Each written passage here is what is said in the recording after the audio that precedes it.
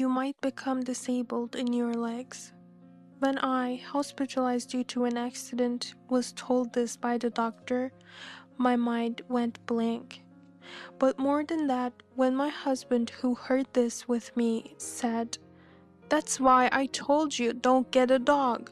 If you hadn't been walking the dog, you wouldn't have had the accident. I'm divorcing you. I will demand property division," and went to file for divorce on his own. My mind went from blank to utterly empty. Yet, for the sake of my beloved dog, who died protecting me, I decided to keep living, and also to seek revenge on my best friend who betrayed and used me. My name is Mandy. I have always loved dogs, so right after graduating high school, I became a dog groomer and started working. My days were filled with joy and fulfillment, taking care of dogs I loved. I also loved talking with dog owners, believing that there are no bad people among dog lovers. I had always lived at my parents' house, always with dogs by my side. The sudden misfortune struck me when I was 26. While I was away on a trip, my house caught fire. The fire started from the neighboring house. My parents, who failed to escape, passed away, and only the dog, who managed to flee, welcomed me back. At that time, I somehow continued working but lived each day in tears. Seeing me like this, my high school friend Abby said, "Why don't you take a big step and get married? I'll introduce you to a good person," and introduced me to Joe. Joe, 4 years my senior, had a robust physique and a reliable appearance. He worked at a decent company, not top tier, but it seemed he couldn't find a good match in his marriage hunt. He looked at me and exclaimed, "Wow, you're ideal, just my type." He was cheerful and dog-like, which made a very good impression on me. When I mentioned that I like dogs, he said, "I'm definitely more a dog person than a cat person, even though cats are popular now." We talked about the good things about dogs, and before I knew it, we started dating and got married in 3 months. Things happen fast when they're meant to be. We registered our marriage before the wedding ceremony and started looking for a place to live. I intended to bring my dog, so I was searching for a pet-friendly apartment, but Joe said, "What? You're keeping the dog? Can't you find someone to take it?" I couldn't believe what he said. He liked dogs, but had no intention of keeping one. When I said I absolutely couldn't do that, he said, "Dogs need daily walks, right? I'm not taking care of that." So I promised, "I'll take care of everything." I promised that. No excuses like "you couldn't make my dinner because you were taking care of the dog, okay?" Understood, I'll manage. In hindsight, I should have reconsidered marrying him then, but we were already registered and I didn't even think of that option. I had no choice but to appease him to live with my dog. Eventually, we rented a pet-friendly apartment, but he constantly complained. "The dog is noisy. Hey, there's fur on the carpet." Unbelievable, paying high rent for a pet-friendly apartment and it's dirty. Whenever I was busy at work, I asked him to feed the dog. He'd snap. "You have no dinner for me, but the dog gets to eat? You care about the dog more than me." Still, I wanted to continue working, but he finally said, "If you can't do the housework properly, quit your job and become a housewife, or give the dog away." So I reluctantly resigned and became a housewife. However, his salary wasn't enough to afford our current apartment. Thinking of having children, I wanted to save money, so I decided to invest a little of the inheritance I received from my parents. At the beginning of our marriage, Joe persistently asked about my parents' inheritance, and I had a bad feeling. I told him it's not much, about $50,000. I'll keep it for buying an apartment. I didn't withdraw it. In reality, it was about $200,000, but I wanted to use it to open my own shop one day, so I understated the amount. That's why I didn't tell Joe about starting to invest. Another reason I kept quiet was because he, who only had a high school education, looked down on me. I realized after getting married that whenever I tried to express my opinion, Joe would dismiss me, saying, "What's the point of a high school graduate like you thinking? Just shut up and do the housework." He never listened to me. If I mentioned that I started investing, he would surely say it's a waste of money and to stop it. I realized too late that he was just looking for a convenient servant when he was into marriage hunting. I couldn't tell Abby, who introduced him to me, about this. When she asked, "How is he? He's manly and a good guy, right?" I lied. "Yes, he works hard and is a good husband." I wanted to complain, but I didn't want to make her feel responsible. Abby believed my lie completely and smiled contentedly. "Aren't you getting married, Abby? What about the boyfriend you were dating before?" Uh, we've been together so long that it's hard to bring up marriage. I want to, though. It's tough if the guy isn't willing, right? Exactly. You were lucky, Mandy. Joe was eager right from the start. Yeah. Well, he was actively looking for marriage from the beginning. It's because you're such a great woman, Mandy. I'm really happy to see you so happy. I had mixed feelings, but thought it was okay if Abby was happy. The investment, which I started on a whim, turned out to be surprisingly fun, and I became more and more engrossed in it. When I got used to it, I boldly withdrew more of my parents' inheritance to increase my investment, which hit big. In 3 years, I was making an annual income of $400,000. I was surprised myself, but I never told Joe. By that time, his domineering attitude had become so tyrannical. "You're just lazing around at home and can't even cook properly. How much is a dog's food costing? You might as well eat dog food."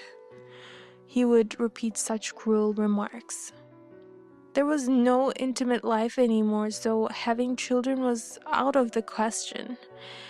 If even a single dog hair was found, he would yell, "Can't you even clean properly?" So I had to clean every corner of the house before he returned. Joe started working overtime more and coming home late at night. "Business at company isn't good," he said, but he often came home smelling of alcohol. I wanted to question if it was really work, but I kept quiet to avoid being yelled at. If I went to bed before him, he would wake me up saying, "Who goes to bed before their husband?" I had to wait for him to return and wake up before him in the morning, leading to constant sleep deprivation. The word divorce started floating in my mind. I felt bad for Abby, who had introduced us. That was the only thing keeping me from divorcing. Still undecided, I went for a walk with my dog with shaky steps. I carelessly crossed at a red light without noticing an oncoming car. My dog, noticing it first, stood in front of the car to protect me. When I came to, both the dog and I were thrown onto the road. I only fractured my leg, but the dog died. Thinking of my dog who protected me, I spent my days crying in the hospital bed. However, Joe, without any consideration for me, complained. "When are you going to be discharged? There's a pile of laundry." He even insensitively said, "Well, at least there's no dog hair on the clothes now." My fracture was a difficult one to heal, and the doctor said after surgery, "It's unlikely to heal completely. We'll do rehabilitation, but you might become disabled." When I returned to my room in shock, Joe, who had heard the conversation, yelled, "This is because you walked the dog. Marrying you was a mistake." Am I useless to him because I might become disabled? I was speechless from the shock. To think I would lose my beloved dog, possibly become disabled, and be verbally abused by my husband whom I had served for so long. Joe went home, and I spent a sleepless night. The rehabilitation was tougher than I imagined, but my heart was more wounded. After that incident, Joe neither visited me in the hospital nor contacted me. As I was deciding to divorce him, he suddenly appeared and said, "We're getting a divorce. I'll demand property division. This is all your fault." He wrote the divorce papers himself and handed them to me. I signed the divorce papers as he instructed. He seemed to have filed them immediately because he returned the same day and shouted, "I've filed for divorce. The property division is $50,000. You have your parents' inheritance, right?" I thought if it meant cutting ties with him, it didn't matter anymore, and agreed. Fine. I even wondered if he had been after my parents' inheritance from the start. Joe seemed taken aback by my nonchalant attitude, but said only, "Well, the lawyer will come later. Make sure you have the money ready. I'll use it to move out of that house." And then he quickly left. Later, a lawyer came and hesitantly demanded the property division, but I paid it promptly. By then, I had a certain plan in mind. Soon after my discharge, I heard that Joe and Abby had remarried. Apparently, they used my property division to rent a new apartment and registered their marriage quickly. A friend who told me this was surprised I wasn't shocked and said, "Why aren't you surprised? She was your best friend. Isn't Abby terrible?" She was angry on my behalf. Why wasn't I surprised? Because I had known about it a little earlier. In fact, the truth was worse. I should probably say I felt more anger than sadness. In reality, Abby and Joe had been dating before I married him. I found out about this while I was hospitalized and mentioned thinking about divorce to a friend, who then told me. She happened to see them arguing in a store.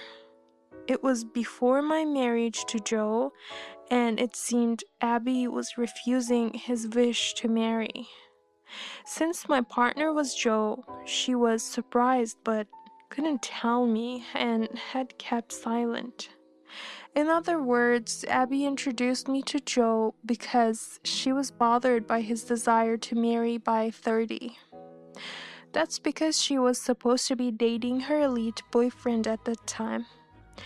In short, Joe was always her second choice.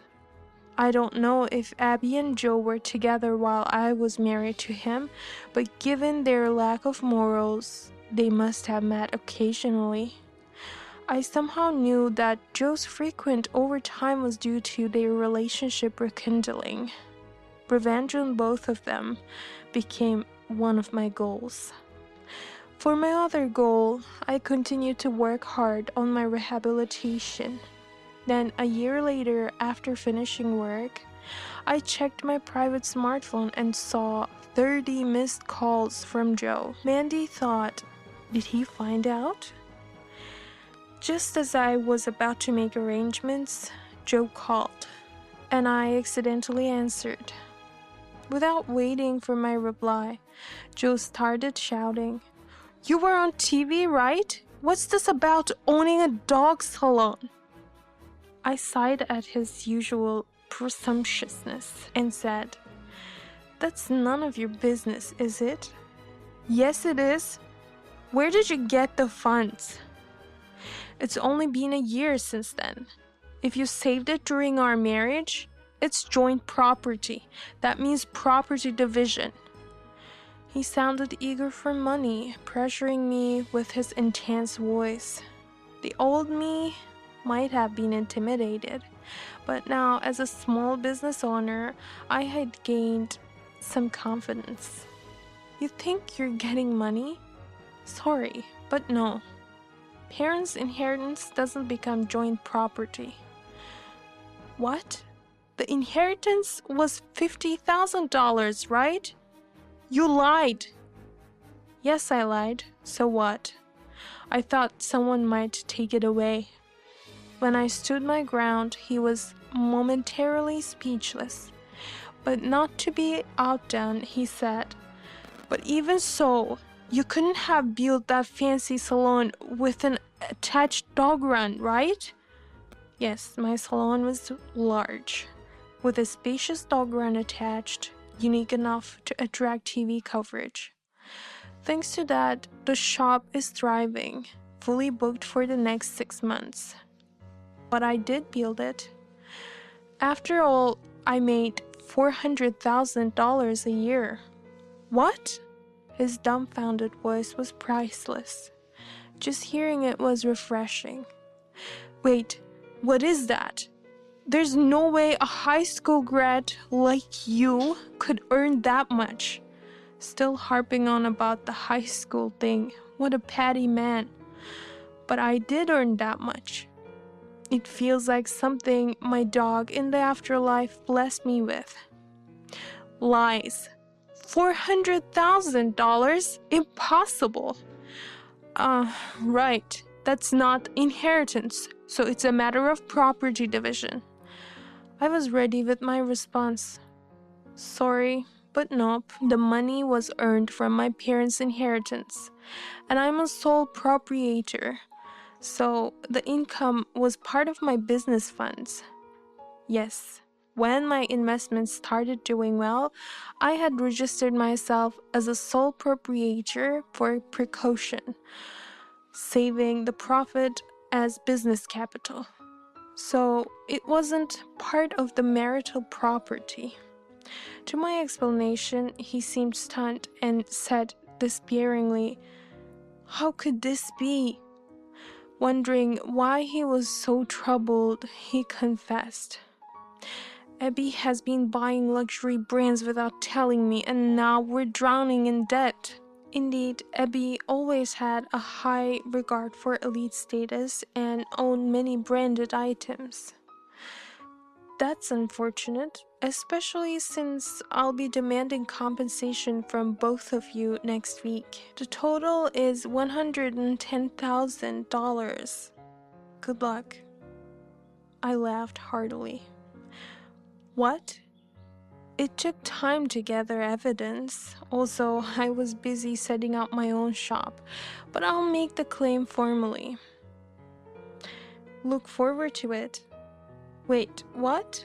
$110,000? The compensation for infidelity is $30,000 each, right?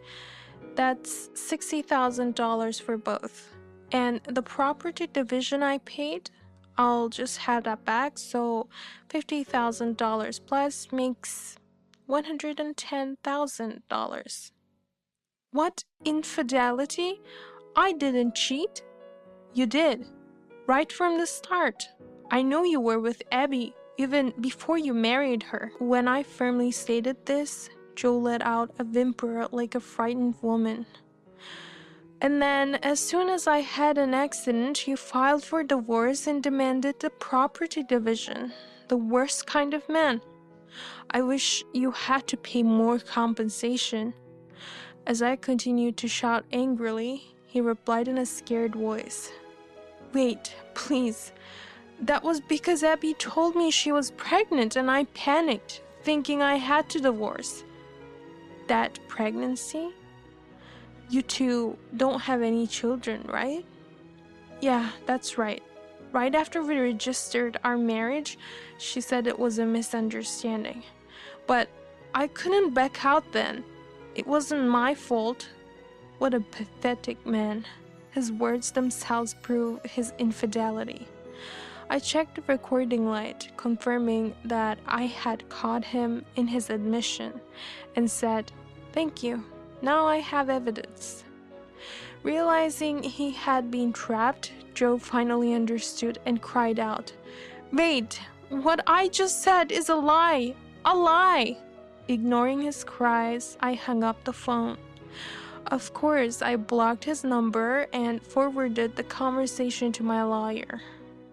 As the testimony from my friend alone was weak evidence, I had been trying to gather proof of Joe and Abby's infidelity for a year.